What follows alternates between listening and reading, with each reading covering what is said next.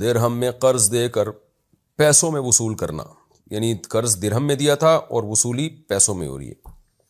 میں نے اپنے ایک کزن کو 1.5 سال پہلے 2500 درہم قرض دیا، اب یہ رقم کس طرح واپس وصول کروں؟ 1.5 سال پہلے کے پاکستانی روپوں میں یا 1.5 سال بعد کے بختاج دبئی سے؟ دیکھو 2500 آپ نے درہم میں دیا تھا تو اب واپسی بھی درہم میں ہی ہوگی۔ ہاں یہ ضرور ہے کہ جب واپسی کا ٹائم آئے تو آپ دونوں یہ طے کر سکتے ہیں کہ اب جو درہم کے پاکستانی ریٹ چل رہے ہیں اس کرنسی میں آپ پیسے لے لیں، یعنی آپ نے دیے درہم میں تھے تو اب آپ کرنسی میں نہیں بلکہ درہم ہی، تو اب آپ نے درہم میں لیں گے تو 2500 ہی لیں گے، لیکن اگر پاکستانی کرنسی میں لیں گے تو 2500 روپے کا جو اب کا ریٹ ہے، آج کا ریٹ ہے، جو کہ ظاہر ہے بڑا ہوا ریٹ ہوگا، تو اس ریٹ میں پھر آپ کرنسی لے سکتے ہیں۔ لیکن اگر آپ نے پاکستانی کرنسی دی تھی قرضے میں تو پھر کرنسی اوپر نیچے ہونے سے فرق نہیں پڑے گا، اسی کرنسی میں واپس لیں گے آپ۔ تو ابھی آپ ایسا کر سکتے ہیں کہ 2500 لے لیں، یا اس کو بولیں بھائی 2500 کے جو آج پاکستانی ریٹ چل رہے ہیں تو وہ پاکستانی کرنسی میں دے دو مجھے۔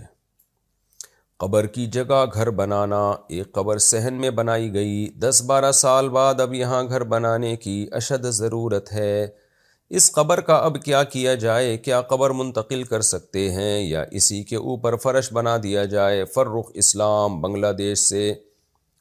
دیکھو قبر کو اگر 10 سال قبر پہ گزر جائیں یا قبرستان پہ تو میت کا اس میں بالکل ہی نام و نشان ختم ہو جاتا ہے، چند شاید ہڈیاں وڈیاں رہ جاتی ہوں، تو ایسی صورت میں اس قبرستان کو مسمار کرنا جائز ہے، اس کے اوپر دوسرا قبرستان بنانا جائز ہے۔